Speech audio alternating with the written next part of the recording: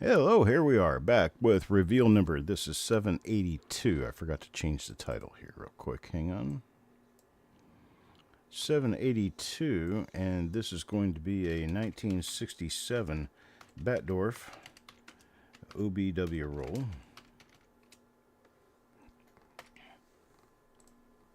There we go. Okay, now we're all good. So 1967, an original type Batdorf roll. Gonna open this little baby up and see what we might have inside.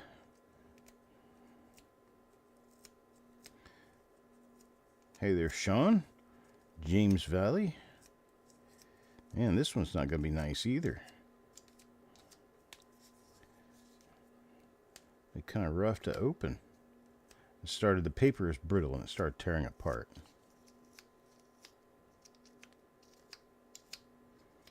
It doesn't always do that, but it does sometimes, depending on how the coins were stored, depending on the condition of the paper when they started using it. A lot of things. Could possibly be some really nice coins in here. Now, as for die varieties, not much, but they're also not well studied. Oops, I went the wrong way around. How about if we do it this way? Coin number 1 first. That goes to Carl. Alright, so let's check it. See what we've got. It's relatively early die state there. Unfortunately, we have basically the obverse of the coin is torn up. Let's see what we have on the reverse here. If we get anything.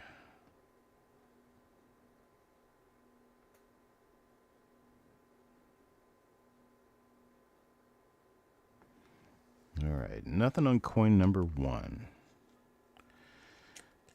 Sean, you get in on these by showing up at our reveal show on Monday evening, 7 p.m. Eastern Time. You can get in on these then, but you have to register first. Registration happens by sending me an email at the email address at the bottom of your screen. Let me know what your PayPal email address is, whatever email address you would use to receive a PayPal invoice. Now, that doesn't mean you have to have a PayPal account. It just means that that's our email address that you get, you check, and it's a good one for you. Morning, Eric.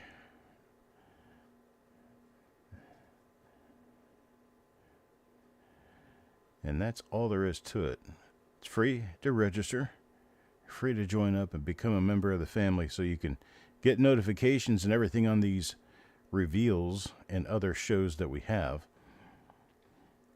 Just have to subscribe to the channel and hit that notification bell.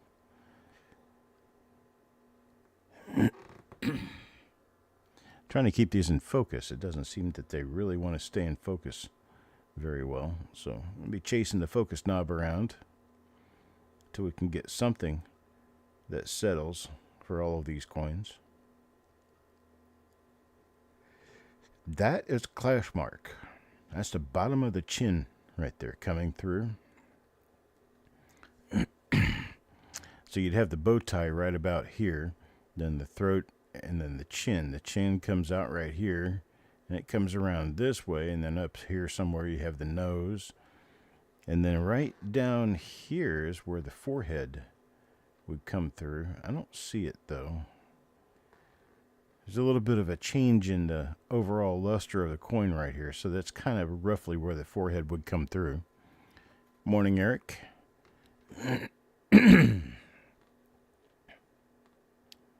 But yeah, we've got the clash on the bottom of the chin. That's about it. Got the back of the vest as well, or back of the jacket as well. Nothing else on this coin, so we're going to go ahead and move on to coin number 3.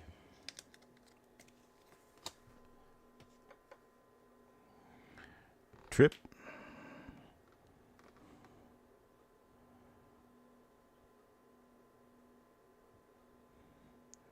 Rather clean looking features on these coins, early to mid die state. It'll help us out if we do happen to find anything that's a die variety, but you never really get your hopes up on a 67 roll because there's only a couple of different things that are even known at this juncture. So we're just kind of tossing it up in the air and hoping it falls in the right place. It'd be about the same as tossing a deck of cards up in the air and expecting a house of cards to land. But you know what? Everything was discovered based on no knowledge that it existed, yet someone was looking anyway. That's the point here. We're not expecting anything, we're hoping.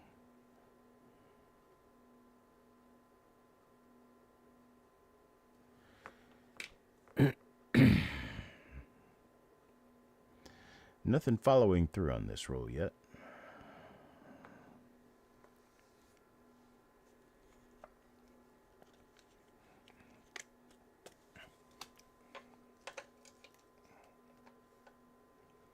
Just kind of one of those hope it and sees.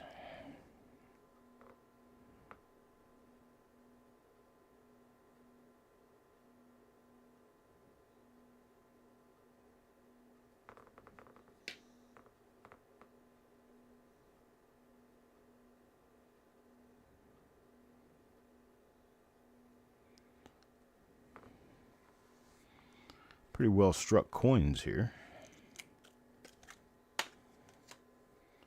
Now 67 is one of 3 years that you can't tell by looking at the coin what mint made the coin. They did that to try to stop hoarding, because people were hoarding rolls of new coins back then, which is why there are still today lots of 59 to 64 rolls out there.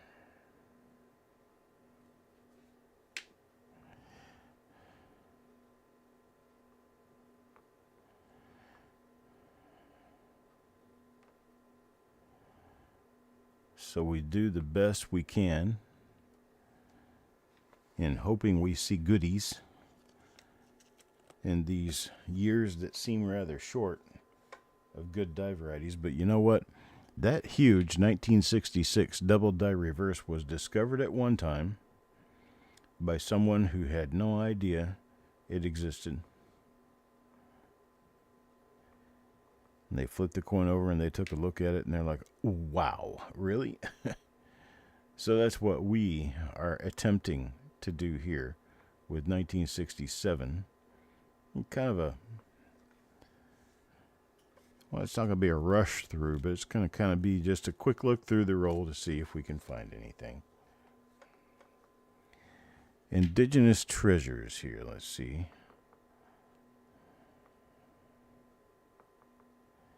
I think anything we find in this has a good opportunity of being a discovery. Because not a whole lot of people ever bother even going through these. Just baffles my mind, though. Thank you, Sean.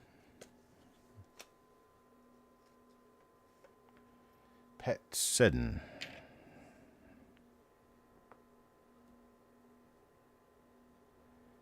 Nothing there.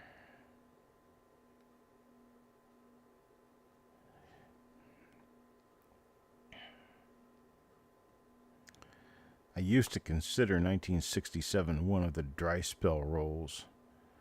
It's like, you're not going to find anything in that. Why even bother? Blah, blah, blah, blah, blah. Well, you have to bother, because if you don't, you have zero chance of finding anything in them.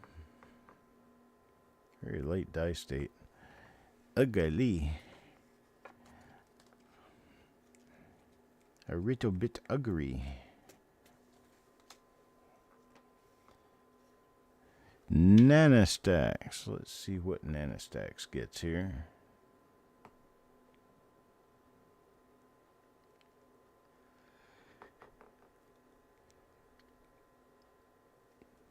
A little bit more of nothing.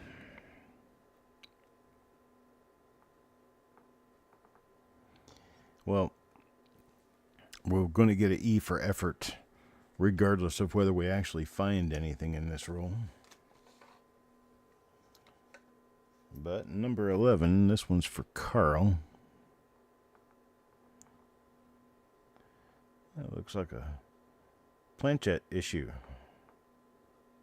I do believe. Nope. Nope. That's coin damage. Not sure how that happened.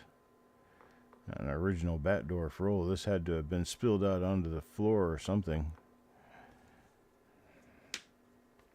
during the rolling process. There's other issues in this coin. And this was rolled like this. You guys saw the original Batdorf roll prior to opening this roll, so I haven't been through it. I've never seen inside of it before. Everything here is as enigmatic and mysterious to me as it is to any of you.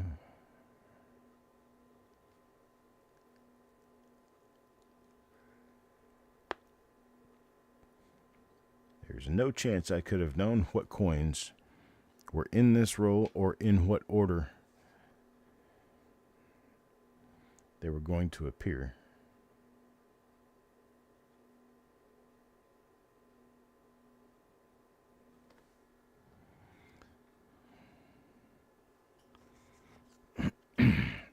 You're very welcome, Eric. Thank you for being a loyal customer to coppercoins.com. There we go. Get that out of the way, right?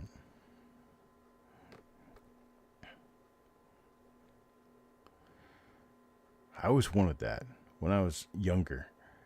I always thought the big thing was to have a 1-800 number and have an answering service and a system that when you hit it off hours or something, or even during hours, be like, for technical assistance, please press 1. To start a new account, please press 2. For all other inquiries, please press 0 for an operator. Then I'd have somebody working at the desk out front in the nice marble and glass enclosure in the front of the building that we call a lobby. And I'd have to ride the elevator down 40 floors to get to the bottom to come meet you at the front door. And this would be the Copper Coins World Office headquarters.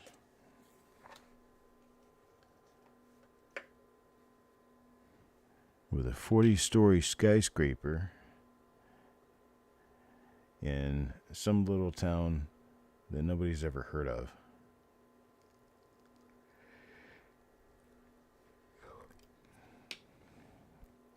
I would still want the small town flavor, regardless of where I live. I have no wish at all to live in a big city.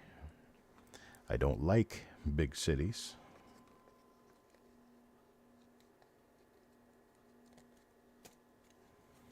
Robot coin delivery dollies. Oh, how many of you guys know of BJ's, a wholesale club or the warehouse club where you can go buy your groceries and stuff? A lot of people haven't heard of BJ's, and then other people know exactly what BJ's is. But if you've ever been inside of a BJ's, they've got that stupid sounding little robot thing that whistles in there, going around the corners. It's like, you can just go away.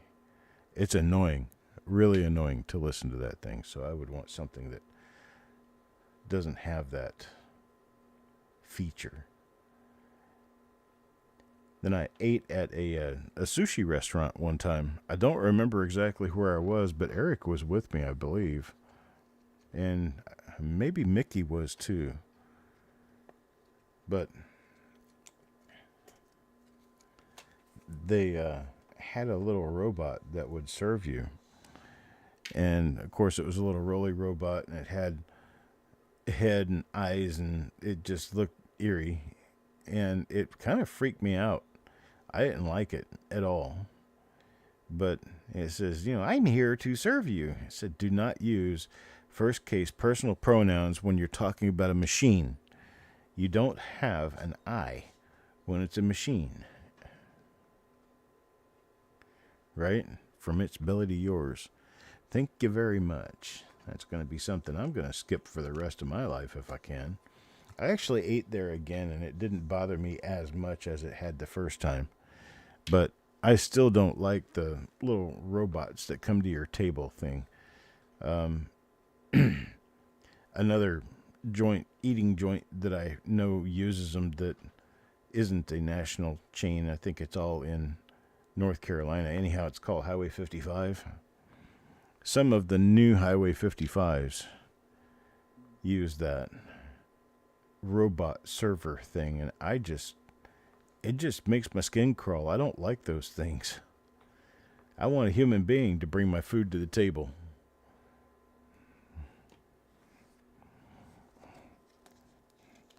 Then some of the other Highway 55s around here are just an old diner with people in it.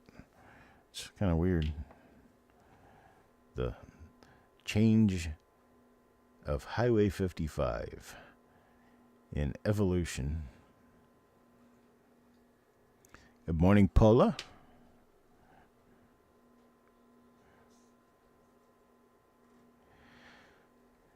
We're eyeballing a 1967 roll just to see if we might be able to discover something new in it. I know a number of people have looked at a number of 67 rolls, but I can tell you that there's also equally as many people who would skip right over them and not bother looking at all. So we're going to have a little conversation about whatever we want to have a conversation about in here while I go through. And I guess I'm going to say at this point, having seen 20 coins in the roll, just verify that there's nothing new to discover.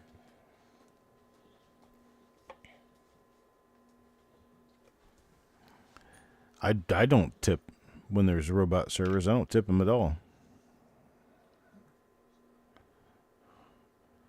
You're going to start replacing people. I'm going to start replacing you. I'm not into that. Went to Michael's hobby store to buy some mounting board. And a wife wanted to get a frame for one of her pictures. And so we went to Michael's and we did our thing.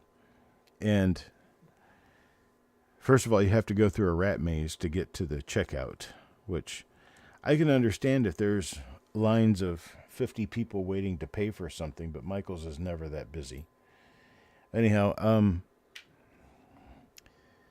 once you get up to the check stand area, there are 5 self-checkout kiosks and 1 person checking people out. And she was standing there leaning up against the wall on her phone, not really bothering to look at or try to help anyone with anything. So I just walked up to one of the checkouts and used their little speedy scan gun and scanned my stuff. Paid for it and walked right by her. Got in the car and left. I got a frame for my wife's poster, and I got a mounting board for a little thing I wanted to do. What else did I get? Oh, I got some other paper for use in the printer.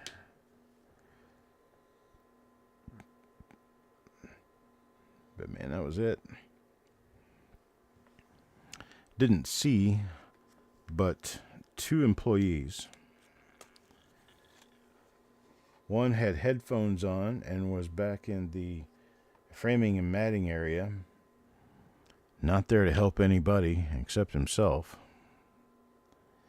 And the other was that one lonely girl in the check stand that everyone was walking around to do their thing. Boy, I call that efficient use of customer service representatives. Let's just have none. Yeah. This, folks, is why people are choosing to shop online, Amazon, other places like that, rather than bother going to any of the local stores. And I'm telling you, that's going to kill retail. Altogether, retail stores are getting killed one after the other. I'm sure most people in here are 30 to 40 years old or older and remember back when the malls were the big place to go. Actually, 30 years ago was when we went to the mall. 30, 40 years ago. And man, malls were a big thing. They were comfortable. They were a good place to go. They were usually stuffed full of people. Nowadays, you can barely find malls. They've torn most of them down.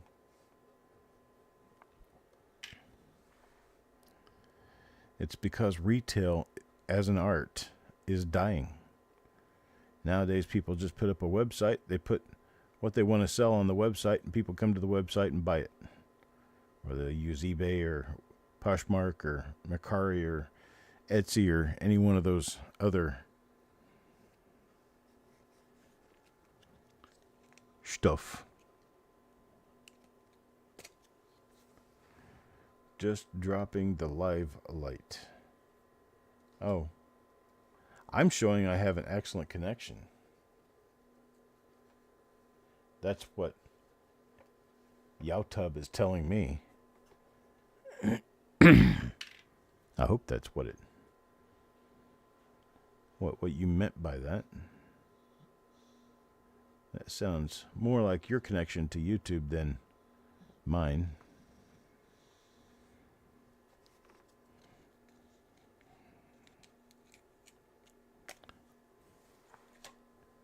Oh, I get it. Okay.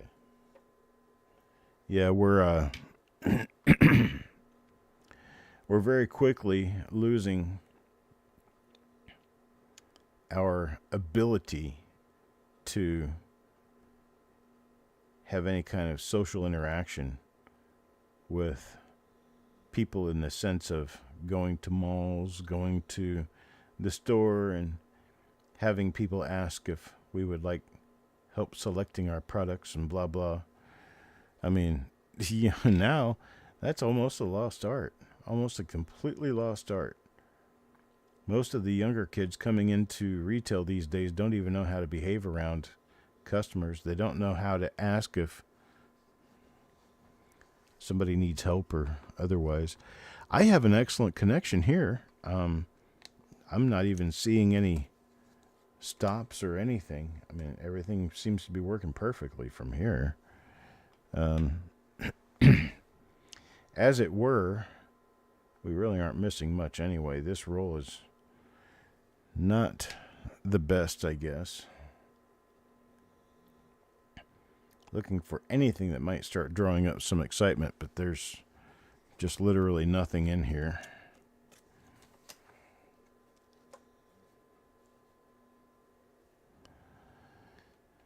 Well, I tell you what, I'll restart my internet and I'll restart everything before I start the next reveal. We've got 3 remaining after this one.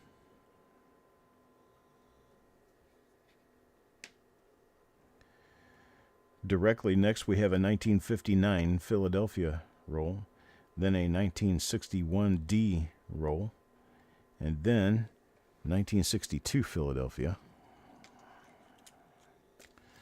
That'll be it for the week. There's one from Mark. Dun, dun, dun. So what's going on in other parts of our wonderful country? Home Depot's better staffed in the parking lot than in the inside of the store. See me and all 4 people carrying carts back up to the store outnumber the 3 that there actually are on the entire floor of the store. That's another place. I haven't been to Home Depot in, man, it's been about a year. We went to Home Depot yesterday. It's a nice extra long drive for me to get to a Home Depot. 25 miles to my west. And we went there, went inside, looked around for what we were looking for. Not one helper anywhere. We finally found where we were, and there just happened to be a guy there stocking shelves. And he was really good about helping me. Made me almost feel like I was in the 90s again. And back in the 90s, we complained about it, thinking that it had fallen apart there. I guess what that teaches us is that we need to be happy with what we've got left while we've got it, because there is no promise that it will even remain as shitty as it is now.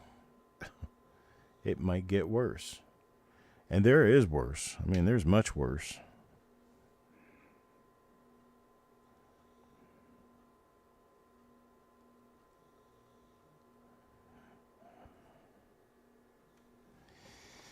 All right, there's one for Eric. Shinbone now. Let's see about Shinbone. What do we have? Slightly earlier dice state than some of the other ones. Softness and In God We Trust is something that is widespread among 1966 through 1968 Lincoln Cents, which is the reason they changed the design in 1969, re-engraving it to more closely resemble what Victor Brenner originally designed, because this design is beginning to pancake out and get very tired. It was time for a redo in 69. Coin number 35, Mark T. Mark. What do we get for Mark?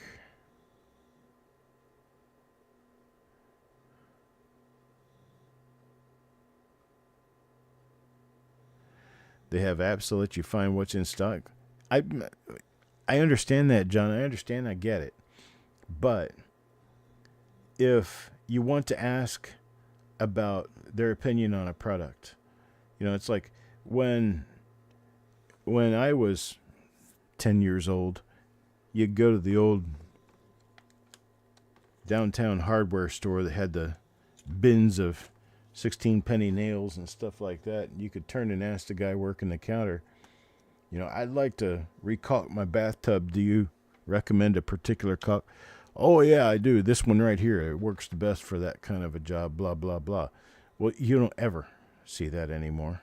I mean, that's hardly even a thing these days. Usually, the people working in retail don't know anything at all about the product they're selling to you. Ask if there's any chance they have any more. Oh, if we had more, they'd be on the shelf. Okay, well, that's not really what I was looking for, but okay. Yeah, and that, I mean, there are some hardware stores these days, like Ace Hardware and Town and Country and things like that, where you can go in and you can still find individuals working the place that know what they're talking about. They know what they're doing. They're enthusiasts of that particular business model, and they're just great people to work with. But most of the big box stores, they don't care. They don't have any customer support.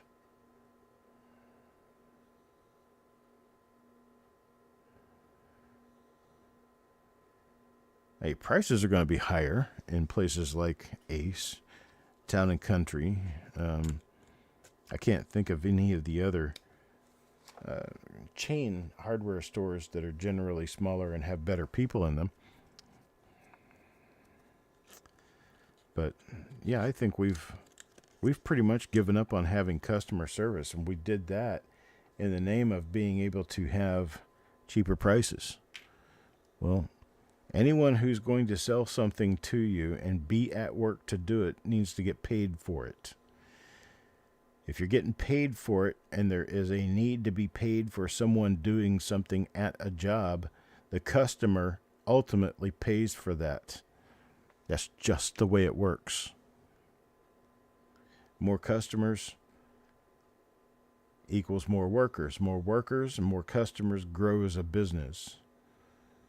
Business doesn't grow on how much can we pinch off human interaction so we can charge lower prices and do a big volume in sales. Let's just open a website. Maybe we'll sell 100 of these this week instead of selling 15 of them in the store. What happens is you end up selling 100 online and 0 in the store, and somebody's pockets get lined more and more full of money that should have been going to people working. Then we complain about not having enough jobs. Actually, I don't think it's necessarily a thing about enough jobs. I think it's more about people not wanting to work for money.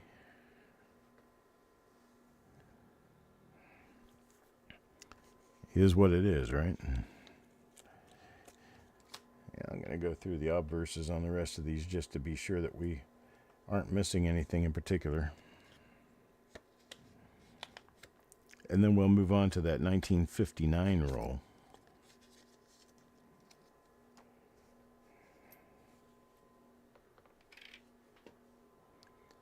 Comes up next. We are currently on reveal number 782. We'll be going to number 783 next. 783 is a 1959 hand-wrapped roll.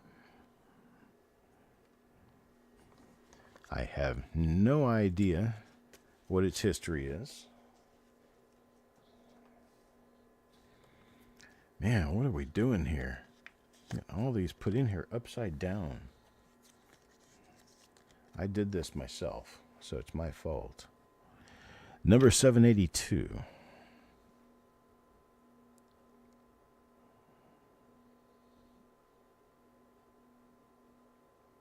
It's a big nothing sandwich in this roll.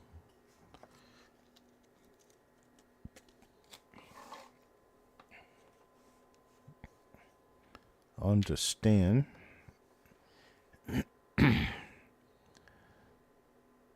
I talked to Austin, my son, about that this past week at one point, and I agreed with him that complaining about how things are now and reminiscing on how much better things were back then just shows your age.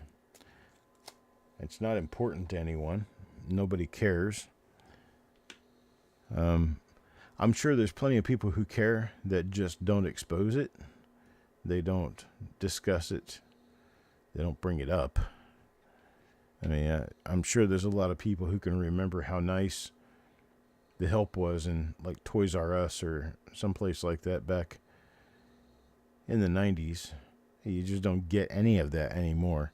There's hardly any human interaction at all in stores.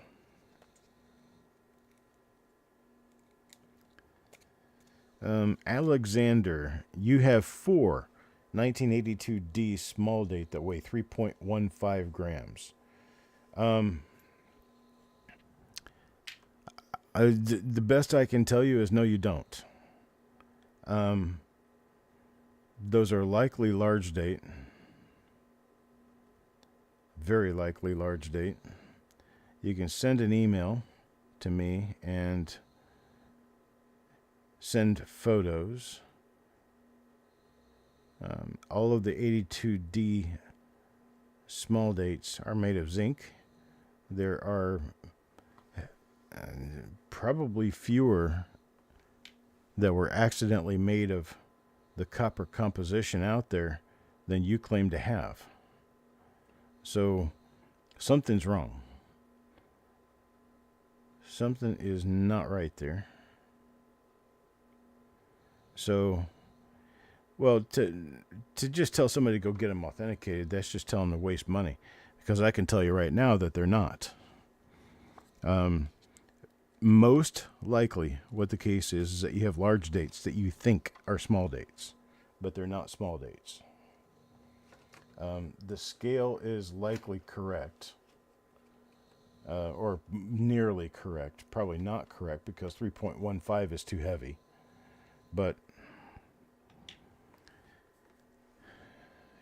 99 times out of 100, when somebody shows me what they think is a 82D small date copper, 99 times out of 100, they are large date. That other 1 out of 100, they're actually zinc and their scale is wrong. I've never seen nor handled one of the copper small dates because they exist in very, very small quantities.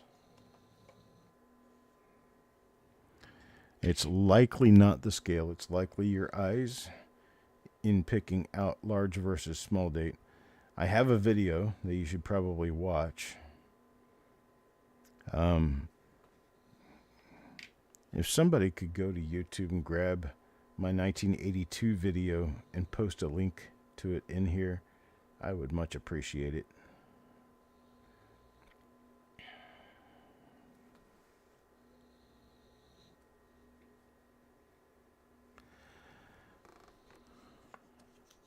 Yes, that'll work, Alexander. You could send to that email address. I'll watch for it. My email address is cd@coppercoins.com. You can use that as well. cd@coppercoins.com. That's me.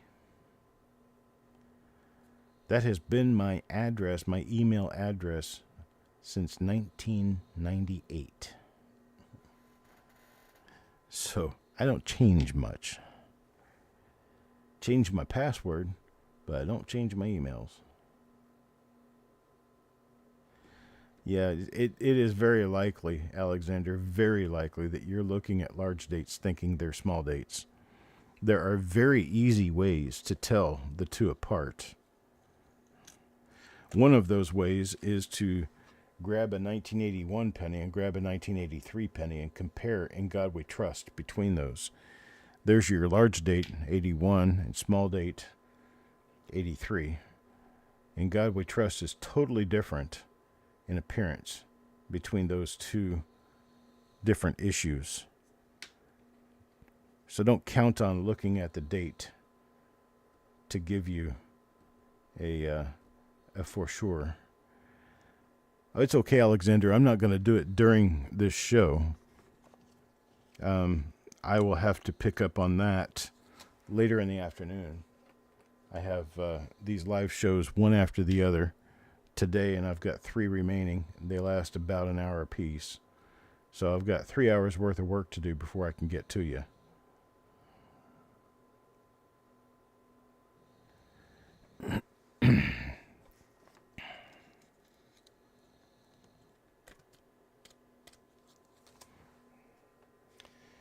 And the end of the roll. Once again, circle of death on the outside edges of the roll because it's a Batdorf roll. And they really put the screws to them. All right, that's all we've got for this. I appreciate it, folks. Thank you very much for being here. Nothing in this roll. So I will back out of this, come back to reveal number 783. I would very much... Eric posted the video, Alexander. That's youtube.com. Eric posted that. Thank you, Eric. You can go watch that video and it should help you some. All right, I'll see you guys next reveal in about 10 minutes. Reveal number 783. Just back out into the lobby, go take a look at it, and go in and wait for me, and I'll be there. Talk to you then.